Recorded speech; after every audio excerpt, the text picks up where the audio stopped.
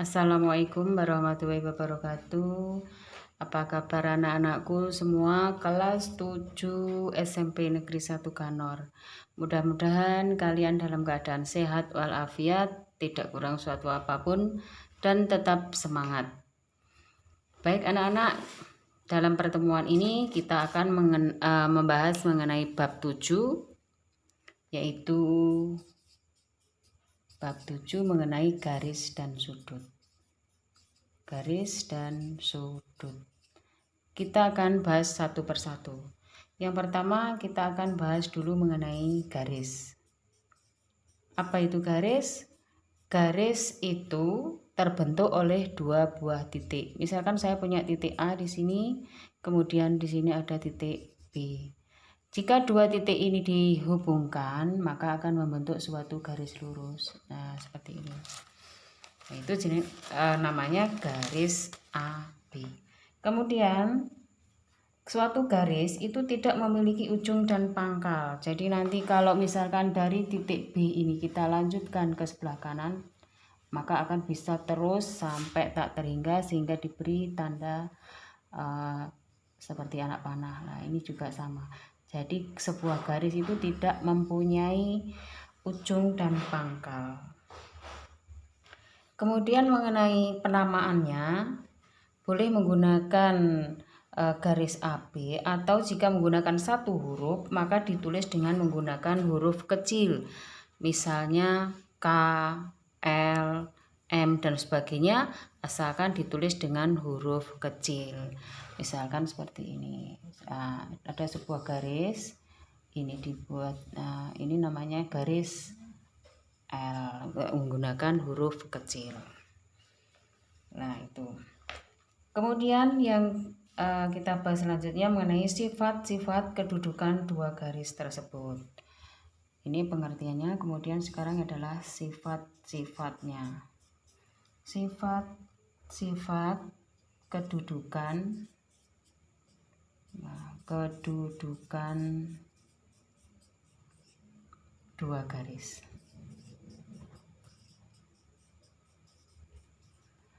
Di sini yang dimaksud adalah jika ada dua buah garis, maka akan membentuk atau akan mempunyai kedudukan yang berbeda-beda jenisnya. Misalkan satu, kita akan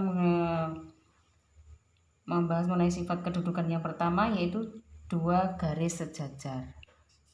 Kita bahas yang pertama dulu, yaitu sejajar.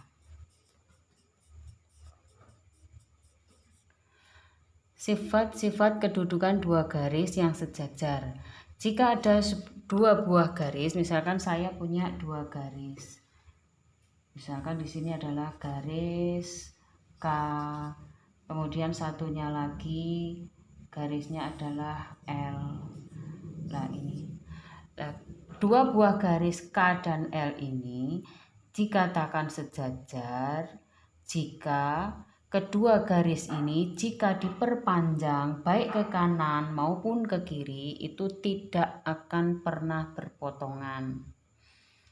Dan jika dua buah garis ini mempunyai jarak yang sama. Jadi misalkan di sini diukur pakai penggaris, misalkan di sini adalah 5 cm, maka nanti di sini juga harus 5 cm. Kalaupun nanti diperpanjang, misalnya diperpanjang, maka jarak di sini juga harus 5 cm. Jadi jarak antara dua buah garis K dan L itu harus memiliki jarak yang sama. Sehingga jika nanti diperpanjang baik ke kiri maupun ke kanan, maka dua buah garis tersebut tidak akan pernah berpotongan. Nah, itu yang dimaksud dengan garis sejajar. Nah, dua buah garis sejajar ini bisa dituliskan seperti ini. Garis K itu sejajar dengan L. Jadi ini garis miring 2 itu artinya sejajar. Jadi kalau ada tulisan seperti ini artinya garis K sejajar dengan garis L. Nah, ini adalah sifat-sifat kedudukan yang pertama, yaitu sejajar. Kemudian ada lagi yang kedua. Yang kedua itu adalah garis berpotongan.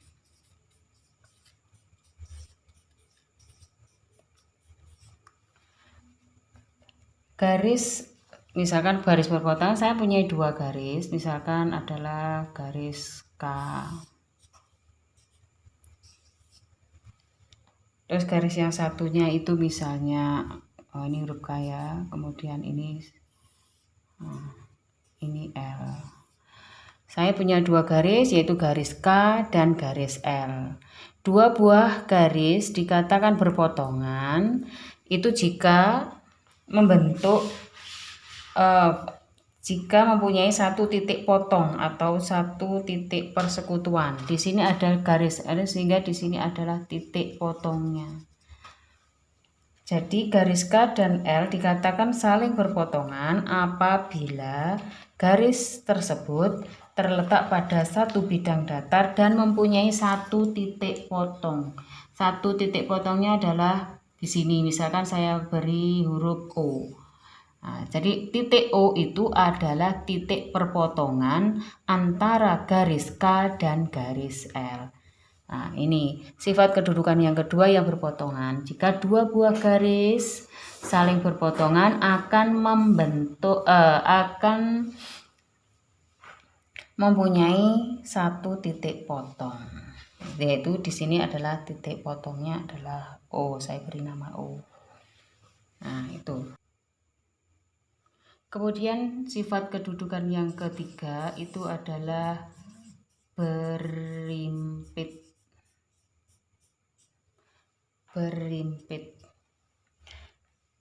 Dua buah garis saling berimpit apabila garis tersebut terletak pada satu garis lurus pada suatu bidang. Nah, ini misalkan seperti ini. Ada sebuah garis. Saya punya garis K. Dan saya juga punya garis lagi, yaitu L, yang terletak pada satu bidang dan letaknya sama atau pengilat. Nah, jadi garis ini itu punyanya K dan garis ini juga punyanya L, sehingga dikatakan berimpit.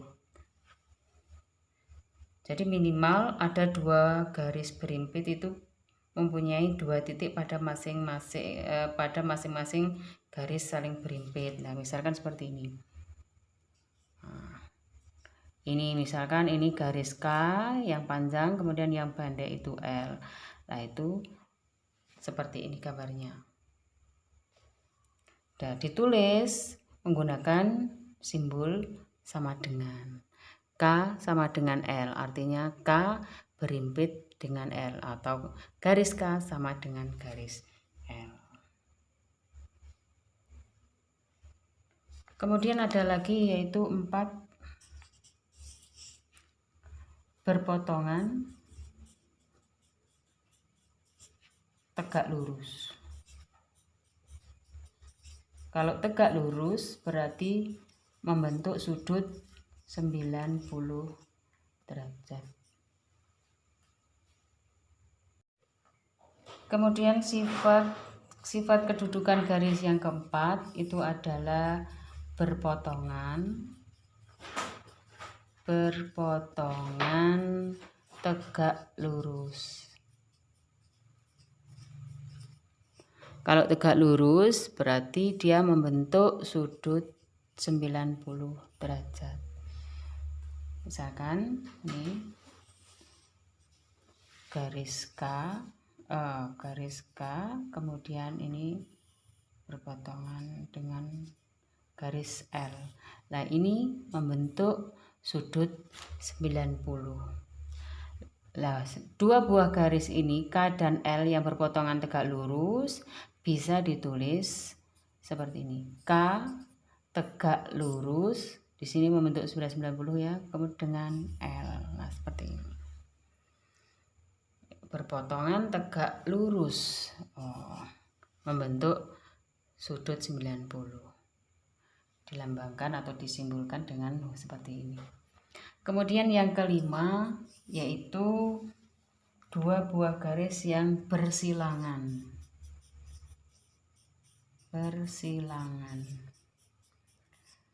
Kalau sifat kedudukan yang pertama, kedua, ketiga, keempat itu dalam satu bidang datar, maka kalau bersilangan itu tidak dalam satu bidang.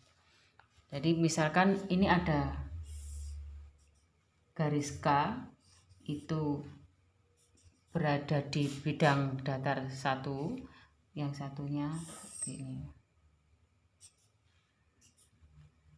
ini misalkan L.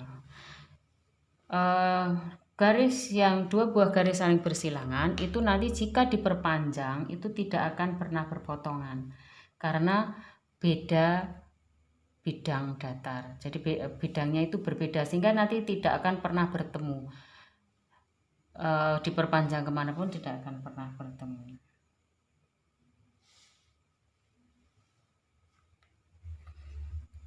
Garis K dan L dikatakan bersilangan apabila garis-garis. Baik anak-anak, langsung saja kita aplikasikan pada contohnya langsung. Di sini saya punya sebuah kubus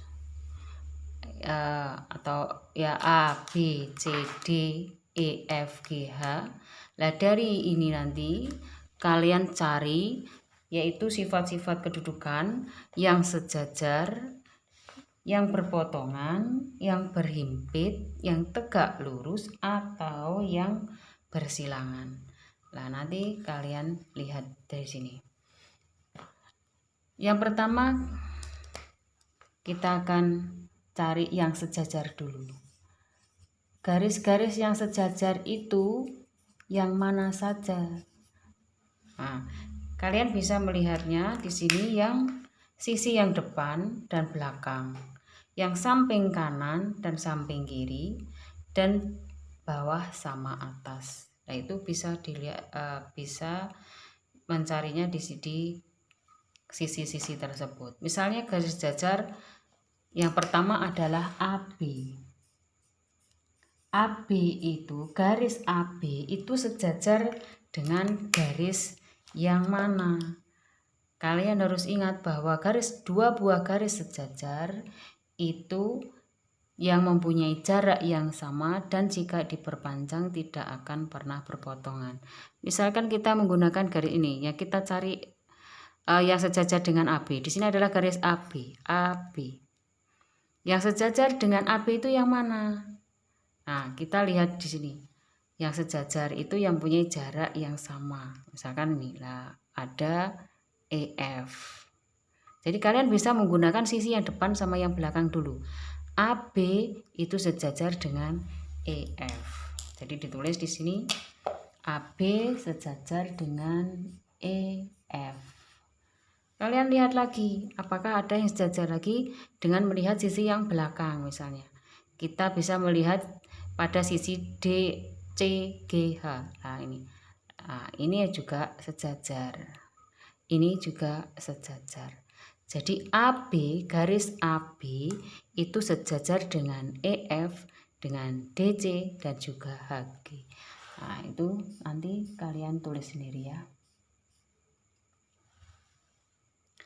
Kemudian ada kita menggunakan mencari yang sejajar dengan BC. Berarti BC ini samping. Jadi kalian nanti bisa melihat dari samping kanan, sisi samping kanan dan samping kiri. Kalau BC ini berarti sejajar dengan yang mana? Kita lihat dulu yang ini berarti sejajar. Jika diperpanjang tidak akan pernah berpotongan dan mempunyai jarak yang sama. Jadi BC itu sejajar dengan FG. Nah, sekarang kita lihat yang sisi yang sebelah kiri itu sejajar dengan yang mana. Nah itu yang harus kalian cari sendiri.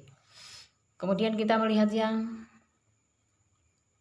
bawah sama atas dan seterusnya. Nanti kalian isi sendiri, kalian teruskan sendiri. Kemudian yang kedua, kita akan mencari garis yang berpotongan.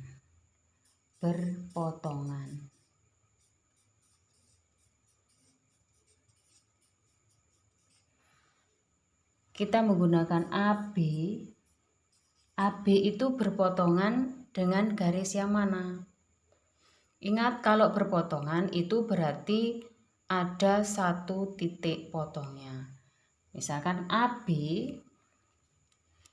nah ini AB akan berpotongan dengan garis mana yang akan membentuk satu buah titik.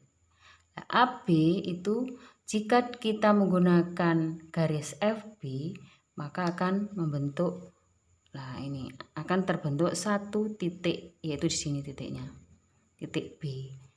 Nah ini namanya berpotongan. Atau kita bisa menggunakan yang BC. Nah, BC, lah ini juga ini perpotongannya nanti di titik B. Jadi AB itu berpotongan dengan BC atau dengan FB.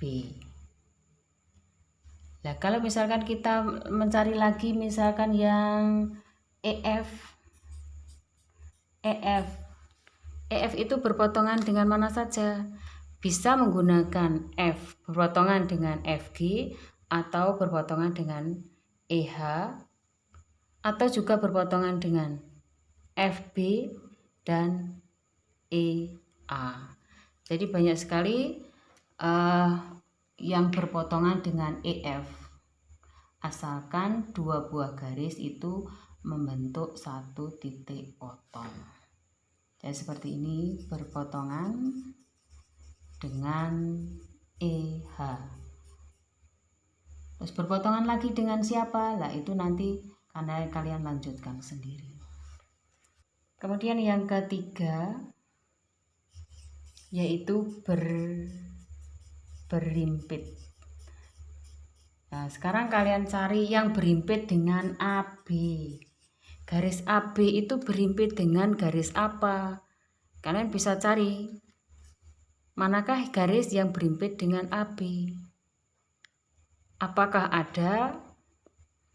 Nah, itu perlu kalian selidiki nanti. Nah, ini adalah PR-mu. AB itu berimpit dengan garis apa saja. Nah, itu nanti kamu cari.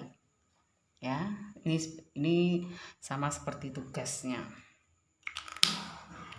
Kemudian yang keempat itu adalah membentuk berpotongan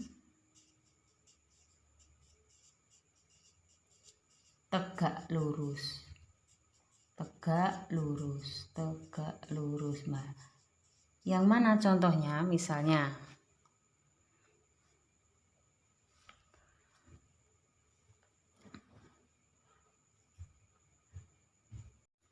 kita lanjutkan lagi, yang keempat itu adalah berpotongan tegak lurus. Berpotongan tegak lurus atau membentuk sudut 90 derajat. Nah, di sini misalkan AB, garis AB,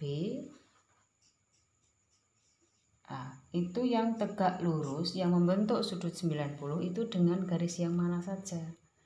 Nah, ini AB, maka yang tegak lurus dengan AB, garis AB itu adalah garis EA atau bisa menggunakan FB.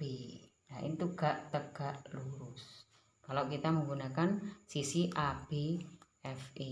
Jadi AB tegak lurus dengan EA dan juga tegak lurus dengan FB. Atau kalian bisa mencari yang tegak lurus yang lainnya. Yang tegak lurus dengan AB, yang mana lagi kalian cari sendiri. Kemudian kita akan mencari yang berpotongan tegak lurus dengan misalnya garis G C atau CG itu berpotongan tegak lurus dengan yang mana? Nah, ini GC atau CG. Garis ini, nah itu berpotongan tegak lurus dengan garis mana saja. Nah, ini yang membentuk sudut 90. Jadi ini adalah garis CG berpotongan tegak lurus dengan HG. Itu membentuk sudut 90 di sini. Jadi ini tegak lurus dengan HG.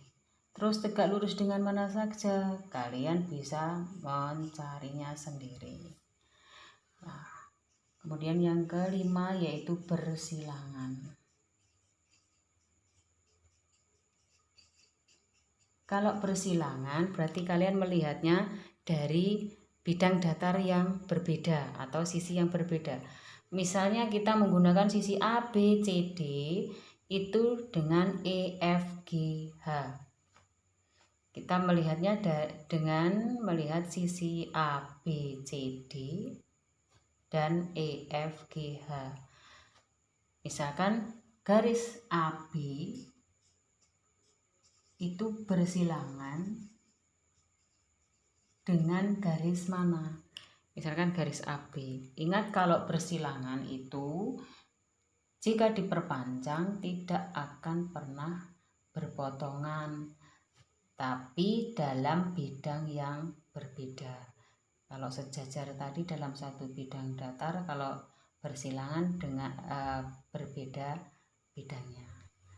AB misalkan dengan garis EG ini. Nah, jadi garis AB ini jika diperpanjang ke kanan maupun ke kiri dengan EG itu tidak akan pernah berpotongan. EG atau AB dengan HF dan seterusnya. Nanti kalian bisa pelajari sendiri. Jadi kalau yang satunya seperti ini, nah ini beda. Jadi semakin diperpanjang kemanapun dia tidak akan pernah berpotongan. Nah ini anak-anak penjelasan dari sifat-sifat kedudukan dua buah garis. Nah ini anak-anak soal yang harus kalian kerjakan agar kalian lebih paham lagi mengenai penjelasan sifat kedudukan dari dua buah garis. Di sini ada bangun ruang PHRSTUVW. Nanti dari bangun ini kalian cari garis-garis yang sejajar, yang berpotongan, berimpit, berpotongan tegak lurus, dan bersilangan. Nanti kalian tulis materinya dulu semua, kemudian kalian kerjakan soal ini, terus nanti kalian buat laporannya melalui WA. Nah anak-anak, saya cukupkan dulu pertemuan kali ini. Yang kita bahas sekarang ini adalah sifat-sifat kedudukan dua buah garis. Pada pertemuan selanjutnya nanti kita akan belajar mengenai sudut. Semoga materi ini kalian pahami dengan baik, kemudian ilmunya bermanfaat. Tetap jaga kesehatan, patuhi protokol kesehatan. Kita berjumpa lagi pada pertemuan selanjutnya. Saya akhiri anak-anak. Assalamualaikum warahmatullahi wabarakatuh.